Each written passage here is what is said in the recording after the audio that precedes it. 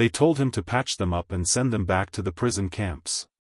No special treatment, no wasted resources on enemy soldiers. But when Dr. Samuel Doc Harrison looked into the eyes of a dying 19-year-old German soldier on November 15, 1944, he didn't see an enemy. He saw a scared kid who was calling for his mother in a language that sounded like desperation in any tongue.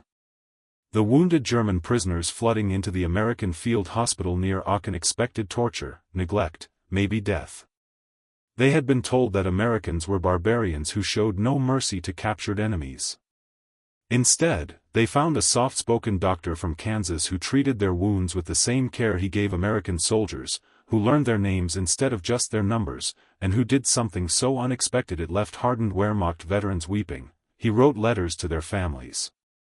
What happened next would challenge everything both sides believed about enemies, about medical ethics, and about what it meant to be human in the midst of the most brutal war in history. If stories like this fascinate you, make sure to hit that subscribe button. These accounts reveal the extraordinary compassion that survived even in humanity's darkest hour. The autumn rain fell steadily on the canvas roof of the American Field Hospital, a rhythmic drumming that mixed with the moans and quiet conversations of wounded soldiers inside. The hospital, designated as the 47th Mobile Army Surgical Hospital, sat just 3 miles behind the front lines near Aachen, Germany, close enough that the sound of artillery fire provided a constant, distant thunder. Dr. Samuel Harrison, 34 years old from Topeka, Kansas, moved between the rows of cots with the calm efficiency of someone who had seen too much suffering to be shocked by it anymore. He wore standard Army Medical Corps fatigues, but his gentle manner and careful attention to each patient marked him as different from the typical military physician rushing through battlefield casualties. Doc, as everyone called him, had been working without rest for 18 hours straight. The American offensive to capture Aachen had produced a steady stream of casualties, both American and German, and the hospital was operating far beyond its intended capacity. Every available space was filled with wounded men, and more were arriving every hour. But it was the German prisoners of war that created the most tension in the hospital. They arrived under guard, many of them teenagers who looked more frightened than defiant. The standing orders were clear: provide necessary medical treatment to keep them alive for interrogation and eventual transfer to permanent prison camps. Nothing more, nothing less. Most of the medical staff followed these orders precisely. German POWs received competent medical care, but without the personal attention or extra effort given to American soldiers. It was understandable, resources were limited, emotions ran high, and these were, after all, enemy soldiers who had been trying to kill Americans just hours earlier. But Doc Harrison had a different approach.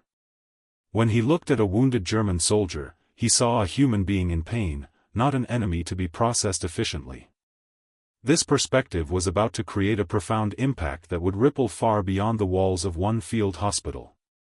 The doctor who saw beyond uniforms. Samuel Harrison had not planned to become a battlefield surgeon. Before the war, he had been a small-town family doctor in Kansas, delivering babies, treating childhood illnesses, and providing comfort to farming families who couldn't afford specialists. His decision to enlist in the Army Medical Corps came after Pearl Harbor, driven by a sense of duty and a belief that his medical skills could save American lives.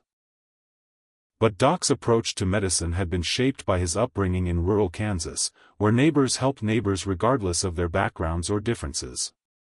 His father had been a country preacher who emphasized that Christian charity extended to all people, not just those who shared your beliefs or nationality.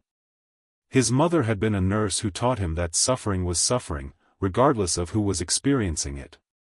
When Doc arrived in Europe in early 1944, he was unprepared for the intensity of battlefield medicine.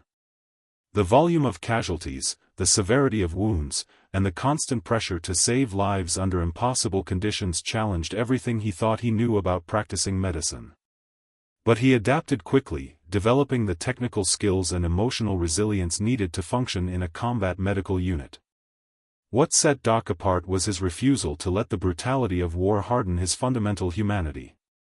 While other medical personnel learned to treat patients as cases rather than individuals, a necessary psychological defense against overwhelming suffering, Doc maintained personal connections with his patients that went far beyond professional obligation. This approach was tested most severely when German prisoners of war began arriving at his hospital. The first few cases were straightforward, wounded enemy soldiers who needed basic medical treatment before being transferred to prison facilities. Doc provided competent care, but nothing that attracted special attention. The turning point came with a 19-year-old German soldier named Klaus Weber, who arrived at the hospital with severe abdominal wounds from shrapnel. Klaus was conscious but weak, and he kept repeating the same word over and over, "Mutter, mutter, mother, mother." Doc examined Klaus's wounds and realized that the young German soldier was dying. The shrapnel had caused internal bleeding that was beyond the surgical capabilities of a field hospital. Under normal circumstances, Klaus would receive pain medication and be made as comfortable as possible until the inevitable occurred. But something about Klaus's youth, his obvious fear, and his desperate calls for his mother touched something deep in Doc's character. Instead of simply managing Klaus's pain, Doc decided to attempt a complex abdominal surgery that had never been performed successfully under field conditions. The operation lasted 6 hours. Doc worked by lamplight, with artillery fire rumbling in the distance and the knowledge that dozens of other patients needed his attention. Several times, Klaus's vital signs dropped to levels that suggested the surgery should be abandoned. But Doc persisted, drawing on every technique he had learned and some he improvised on the spot. When Klaus survived the surgery and began to recover, something fundamental changed in the hospital. The other medical staff, German prisoners, and even the guards recognized that something extraordinary had happened. Doc had risked his career and his other patients' welfare to save the life of an enemy soldier. But Doc's most remarkable action was still to come. The letter that broke barriers. As Klaus Weber recovered from his surgery, Doc noticed that the young German soldier was deeply depressed despite his improving physical condition.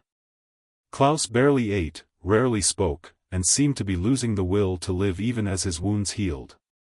When Doc asked Klaus what was wrong, the answer came in broken English mixed with German. Klaus was tormented by the knowledge that his family had no idea whether he was alive or dead. His unit had been overrun during the American assault on Aachen, and Klaus assumed that he had been listed as missing in action or killed in action. He imagined his mother waiting for news that would never come, his father blaming himself for not preventing his son from joining the army, his younger sister crying herself to sleep wondering what had happened to her big brother. Under military regulations, German prisoners of war had no right to contact their families.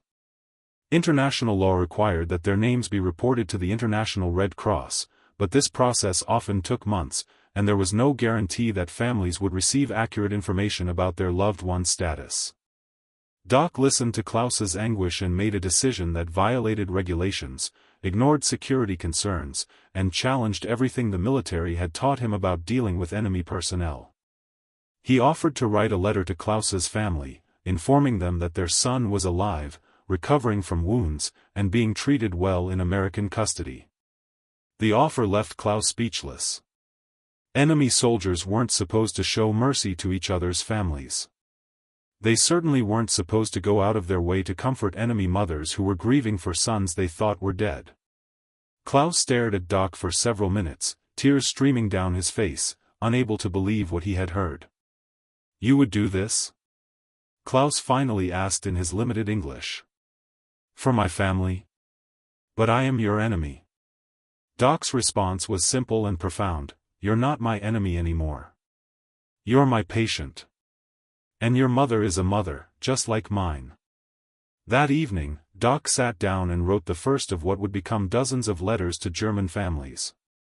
He wrote in careful, formal English, knowing that the families would need to find someone to translate the letter, but hoping that his words would somehow convey not just information but compassion. The letter to Klaus's family read, in part, "Dear Mrs. Weber, I am writing to inform you that your son Klaus is alive and recovering from wounds sustained in combat. He is receiving medical care and is being treated with respect and kindness. Klaus speaks of you often and wants you to know that he thinks of home every day. He is a brave young man who has conducted himself with honor even in difficult circumstances. Doc gave the letter to Klaus to read before mailing it. When Klaus finished reading, he was crying again, but this time, they were tears of gratitude rather than despair. The ripple effect of radical compassion.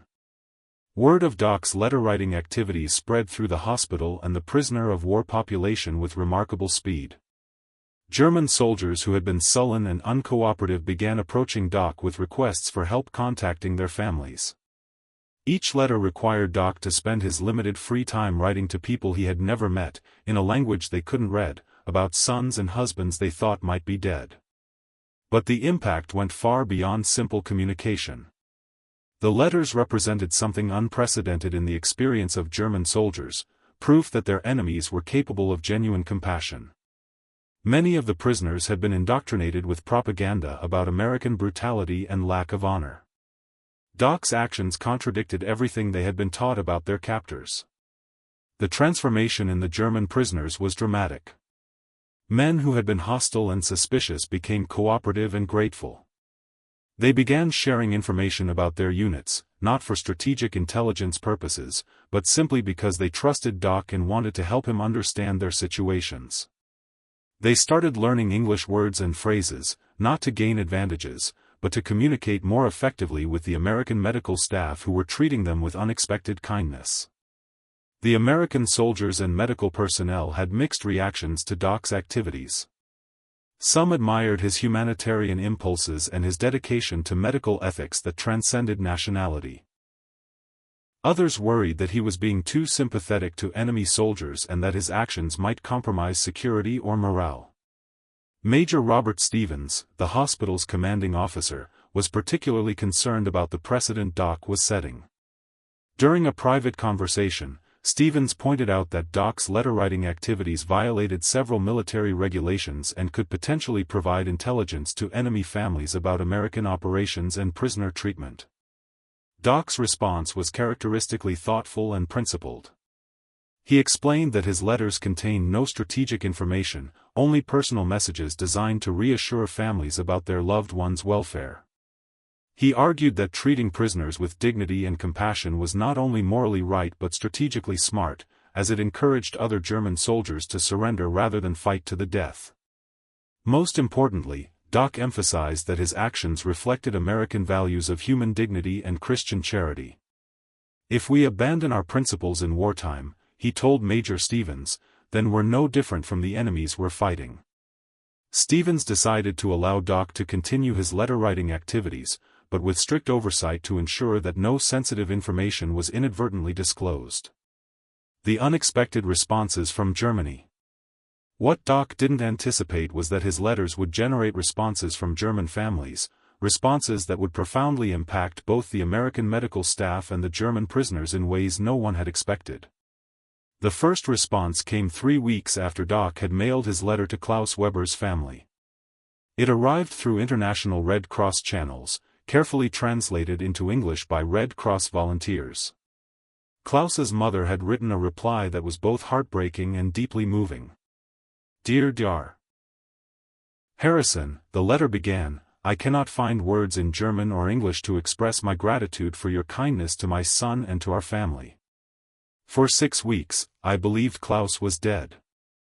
I had stopped eating, stopped sleeping, stopped believing that God heard prayers. Your letter brought my son back to life and restored my faith in human goodness. The letter continued with details about Klaus's family, his younger sister who was studying to become a nurse, his father who worked as a mechanic and worried constantly about both his sons in the army, his grandmother who prayed every night for the war to end so her grandsons could come home safely. But the most powerful part of the letter was Mrs. Weber's description of how Doc's compassion had affected her understanding of Americans and the war itself. I was taught that Americans were our enemies, people who hated us and wanted to destroy our way of life. But your kindness to Klaus proves that even in war, there are people who choose love over hatred, healing over harm. You have shown me that the enemy is not the American people, but the war itself that separates mothers from their sons. When Doc read Mrs. Weber's letter aloud to Klaus, the young German soldier broke down completely. He had expected his family to receive word that he was alive, but he had never imagined that an American doctor's kindness would touch his mother so deeply or change her fundamental understanding of the conflict. The letter had an equally profound impact on the American medical staff. Nurses and orderlies who had been skeptical of Doc's letter-writing activities began to see the German prisoners differently, not as faceless enemies, but as sons, husbands, and fathers with families who loved them and worried about them. More letters began arriving from other German families, each one expressing gratitude for Doc's compassion and sharing personal details that humanized the soldiers in ways that no military briefing ever could. The letters described pre-war lives, young men who had been students, farmers, apprentices, and clerks before being swept up in a conflict they often didn't fully understand. The correspondence revealed that many of the German soldiers, particularly the younger ones, had been drafted rather than volunteering for military service. Their families often harbored doubts about the war and fears about the ideology that had led to such massive destruction and suffering. Reading these letters forced the American staff to confront the complexity of their enemy's humanity and the tragic nature of a conflict that turned ordinary young men into combatants against each other. The surgery that changed hearts. The true test of Doc's principles came in December 1944, when a German officer named Captain Hans Müller arrived at the hospital with wounds that presented Doc with an unprecedented ethical dilemma. Müller had been captured during the Battle of the Bulge, Hitler's last major offensive, and he was suffering from severe facial injuries caused by shrapnel from an American artillery shell. The medical situation was complex. Müller's injuries included damage to his jaw, cheek, and eye that would require multiple surgeries and weeks of recovery time. Under normal prisoner of war protocols, such extensive treatment would be provided at a permanent medical facility, not at a frontline field hospital with limited resources and pressing demands from American casualties. But Müller's injuries were severe enough that transfer to another facility would likely result in permanent disfigurement and possible loss of vision. Doc realized that he had the skills and equipment necessary to perform reconstructive surgery that could restore most of Müller's facial function and appearance, if he was willing to dedicate the time and resources required. The ethical dilemma was intensified by Müller's background. Intelligence officers had identified him as a decorated Wehrmacht officer who had participated in several major battles against American forces. Müller was not a reluctant conscript but a career military professional who had chosen to fight against American interests. Several members of the medical staff argued that Müller should receive only basic treatment sufficient to stabilize his condition for transfer to a prisoner facility. They pointed out that the time and resources required for complex reconstructive surgery could be used to treat multiple American casualties instead. But Doc saw the situation differently. Müller was in his care as a patient, and medical ethics required Doc to provide the best possible treatment regardless of the patient's background or nationality. More importantly, Doc recognized that how America treated captured enemies would reflect on American values and character long after the war ended. After consulting with Major Stevens and receiving reluctant permission to proceed, Doc began a series of surgeries on Captain Müller that would span 3 weeks and require dozens of hours of precise microsurgical work. The procedures were complicated by the primitive conditions of a field hospital and the constant threat of enemy attack, but Doc persisted with the same dedication he would have shown for any American officer. The response from the German prisoners was extraordinary. Word spread quickly that the American doctor was performing complex surgery to restore the face of a German officer, surgery that went far beyond military necessity and reflected a level of medical commitment that German military doctors rarely provided for their own wounded. Captain Müller himself was profoundly affected by Doc's treatment. As a career officer, Müller had been indoctrinated with beliefs about American barbarism and lack of honor. But Doc's willingness to spend weeks reconstructing the face of an enemy officer contradicted everything Müller thought he knew about American character. During his recovery, Müller began engaging Doc in conversations about medical ethics, military honor, and the nature of civilized behavior in wartime.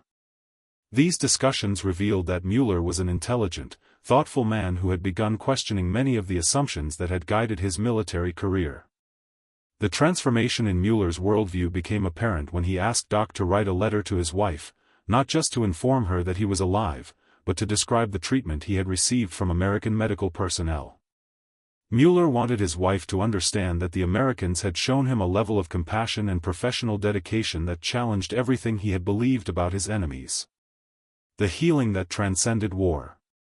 As word of Doc's medical work and letter-writing activities spread through prisoner of war networks, an unexpected development occurred.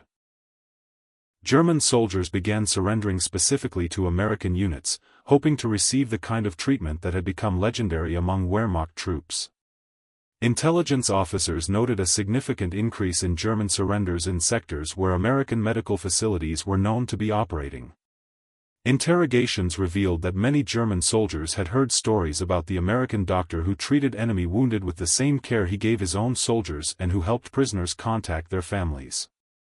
This development had strategic implications that went far beyond the medical benefits to individual prisoners.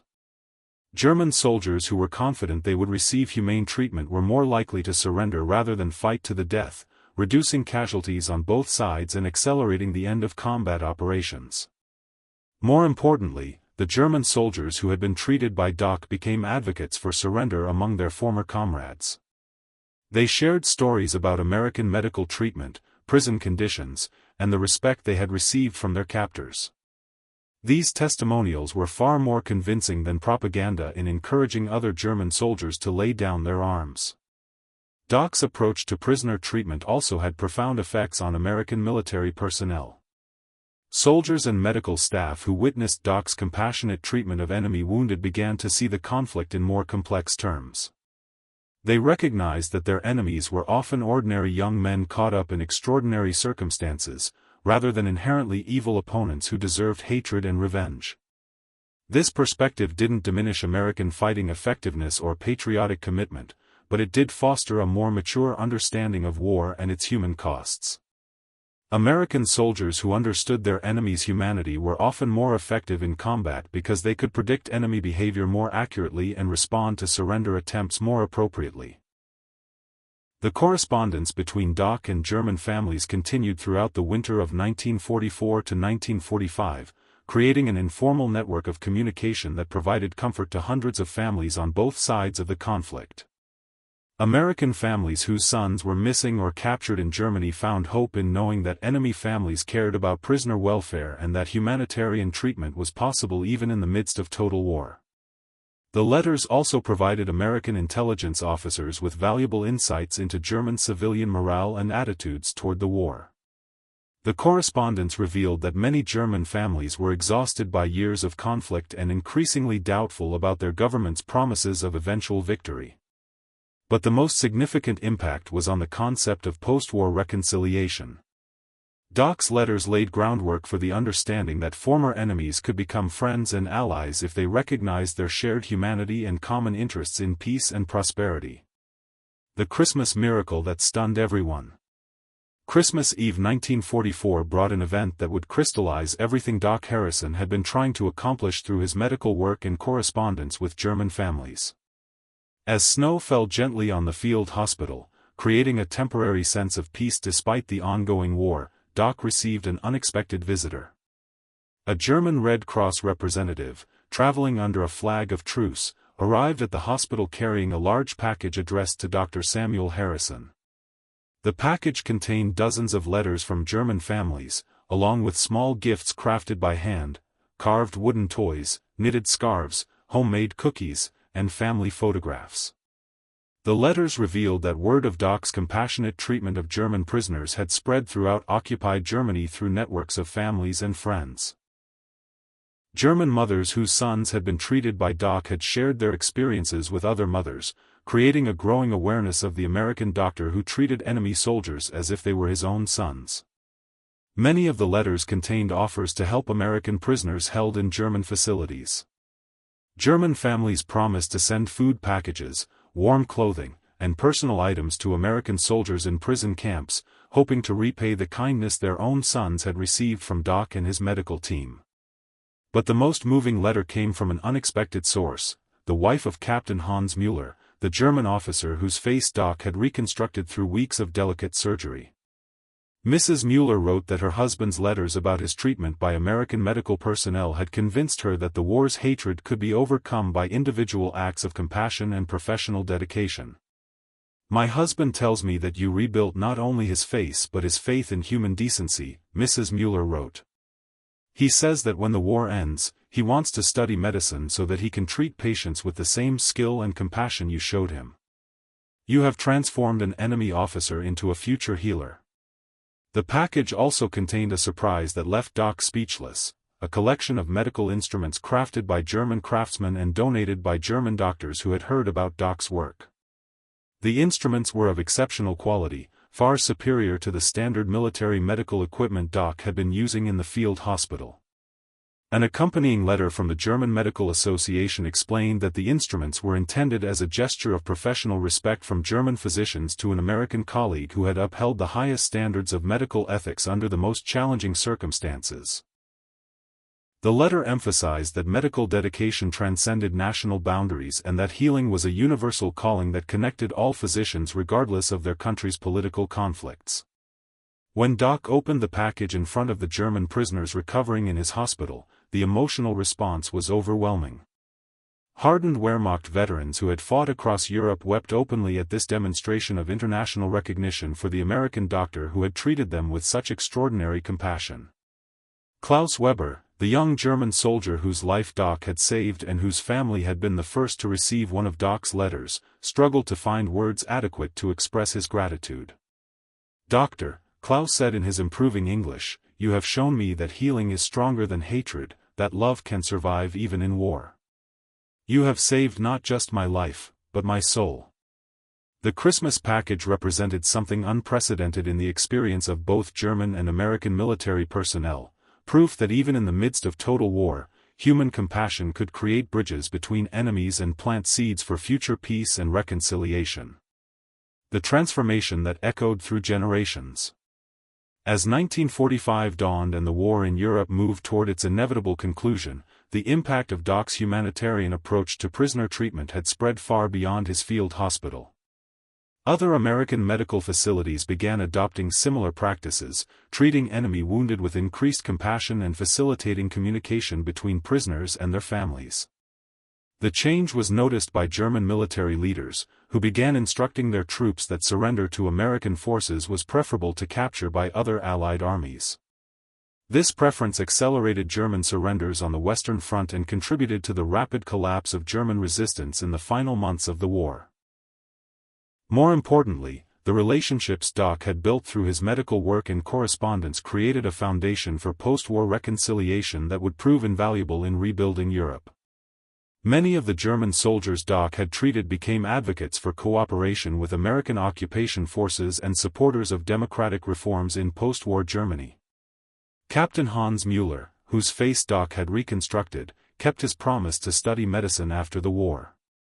He became a prominent physician in West Germany and spent his career advocating for international medical cooperation and human rights. Mueller credited Doc Harrison with showing him that medical ethics transcended national loyalties and that healing was a universal human calling.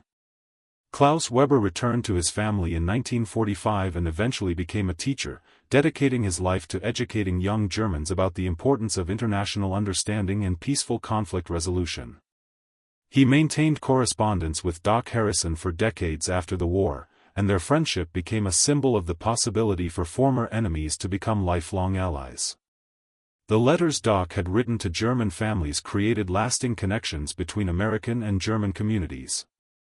Many German families visited the United States after the war to meet the American doctor who had cared for their sons, and several American-German friendships developed that lasted for generations.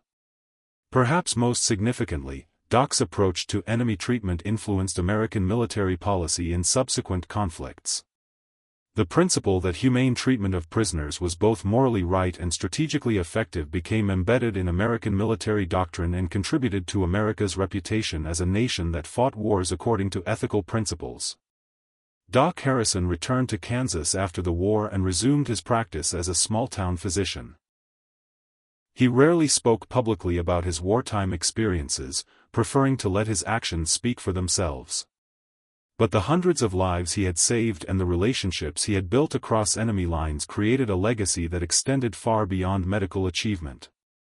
The profound lesson of unconditional healing. The broader significance of Doc Harrison's story extends beyond wartime medicine to fundamental questions about human nature, professional ethics, and the possibility for compassion to survive even in humanity's darkest moments. Doc had demonstrated that individual choices to treat others with dignity and respect could have effects that rippled through generations and across continents. His approach required a particular kind of moral courage, the willingness to see humanity in enemies, to extend professional dedication beyond national loyalties, and to risk criticism and career consequences in service of ethical principles. Doc had shown that healing was indeed a universal calling that transcended political boundaries and military conflicts. The letters Doc wrote to German families represented something profound about American character, the belief that even enemies deserved to be treated as human beings worthy of dignity and respect. This approach reflected values that were distinctly American: individual worth, Christian charity, and the possibility for redemption and reconciliation even after conflict. Most importantly, Doc's story demonstrated that the choices individuals make during wartime can shape the character of entire societies. His decision to treat enemy soldiers as patients rather than prisoners, to write letters to their families, and to perform complex surgery to restore the face of an enemy officer created ripple effects that contributed to post-war peace and reconciliation. The medical instruments gifted by German physicians, the friendships that developed between former enemies, and the careers dedicated to healing and international cooperation all grew from Doc's fundamental belief that human compassion was stronger than wartime hatred. Doc Harrison proved that sometimes the most important victories in war are won not through superior firepower or tactical brilliance, but through the simple choice to treat all people, even enemies, with the dignity and respect that reflects the best aspects of human nature. His legacy reminds us that healing is indeed stronger than hatred, and that individual acts of compassion can create changes that last far longer than military conquests. In a war that demonstrated humanity's capacity for destruction, Doc Harrison showed the world America's capacity for healing, forgiveness, and the belief that even enemies could become friends when treated with genuine compassion and professional dedication.